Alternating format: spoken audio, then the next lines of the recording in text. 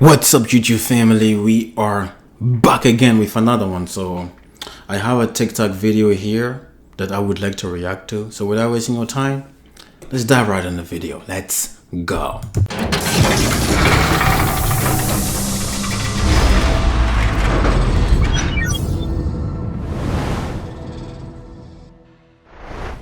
So this is the question. I need someone in the audience to tell me, what would y'all do in this instance? He's going somewhere with his mother and his girlfriend jumps in the front seat. Someone go to the mic and tell me, should she have given up the seat to mom? Yes. Or should mom say, that's your girl, I'll sit in the back? What do you think? Well, I actually think this is a very interesting topic. Let's talk about it. Personally, knowing my mom, knowing my life and everything, if my girlfriend or wife were to get in the front seat, nothing is gonna happen. My mom just doesn't care. Honestly, she doesn't care. I just know her to be that woman. But let's talk about this because I've seen videos of wives or girlfriends getting mad because the husband demanded her to actually sit in the back and let the mom sit in the front seat, right? Now, my question is, why are you getting mad, right? Let me try to paint a picture here for you and see if it makes sense. Look, I'm not trying to say that I am right in my opinion on anything. I'm just painting a picture. Hopefully it makes sense. And hopefully my opinion makes sense as well. It could be wrong. At the end of the day, we are all just giving our opinions, right? So basically, if I understand, right, this man, you left your family to join this man's family, right? Meaning now that's your husband or your boyfriend, y'all live together or whatever the case might be. This man has a family. In this case, let's say if you are married, you're gonna leave your family to take this man's last name and come into this man's world. Now, what do you think you're facing here? You think you're only facing the man alone or everybody else behind that man, including mother, father, uncles, and all that? Ultimately, what happens here is you entered a family. That family now is your family. So now you have two families, the family that you came from and the family that you now entered, right? If that's true, meaning his mother is technically now your mother. His father is technically now your father. Meaning if you need protection or any sort of advice, you can rely on these people to give you protection and advices just like you would rely on your mom and your father. So let's reframe the question here a little bit to see if it makes sense. Let's say if you, the girlfriend or the wife in this case, right? If you and your own mother were to get in the car, would you make it a big deal about your own mother wanting to sit in the front seat just because that's what she likes? Be realistic. Let me take it a little bit further, right? Let's say we are sitting in the room and all the seats are occupied. And let's say my mother walks in, my 60-year-old mother walks in, right? Let me ask you a question directly. If you are the woman who think that you should not give up the front seat, that you deserve it and stuff like that, I just want to ask you a simple question. Would you be humble enough to get up and let my mom sit? I'm just asking you directly. I hope the answer is yes. Now let me tweak it a little bit more. Let's say you get on the train. All the seats are occupied.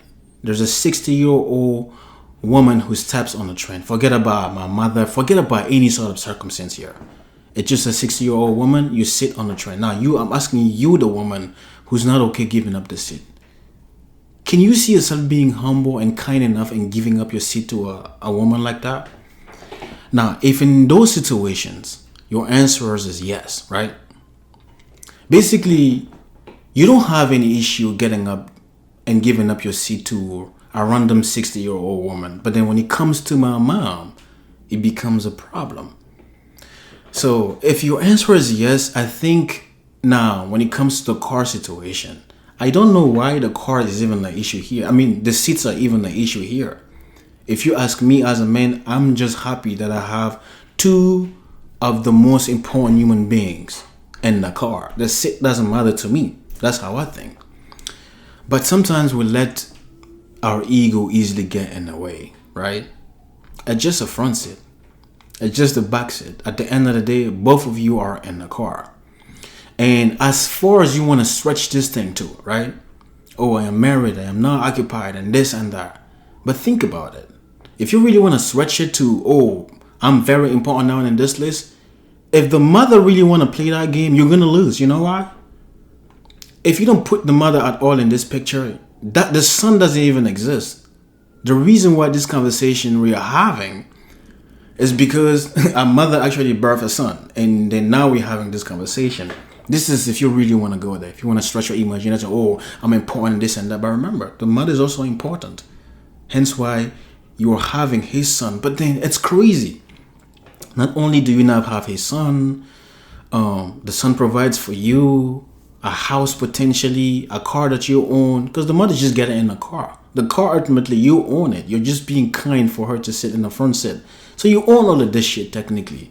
But then you can't be kind enough to just let a 60-year-old woman sit in the front seat. That is your mother, by the way, because that is now your family. Look, I might be bugging. At the end of the day, I come from a culture that is probably different, but I understand that there are some core fundamentals, some basics that exist in every culture. Respecting elders and stuff like that, right? That exists in every culture. I don't care. If you really are the woman that would make a big deal about my mom sitting in the front seat, I don't think I want to be with you. I really don't think so, if you ask me personally. You know? Because I just think it's not well thought of. Right? I mean, let me know if I'm wrong. Am I bugging out? Am I really bugging out? Is it really that big of a deal? And you know, if y'all notice, this conversation is always about girlfriend and mom, wife and mom, front seat, back seat, right? If you notice, it's never about men. Switch it, right? And switch these two women with men, and then it's about a woman, okay, about father and son and stuff like that. And you will see that this is going to be an easy solution to it. Men don't care about shit like this. This gotta be a woman thing, honestly. Your ego. You know, your ego, right? And if you are this woman who think that I am bugging, because sometimes I hear some of you women talk, I understand though. Look, let me make this very clear already. Some of these mother-in-laws are very wicked. They're not really good. Even the son knows it. If you want to get away from a woman like that, I understand.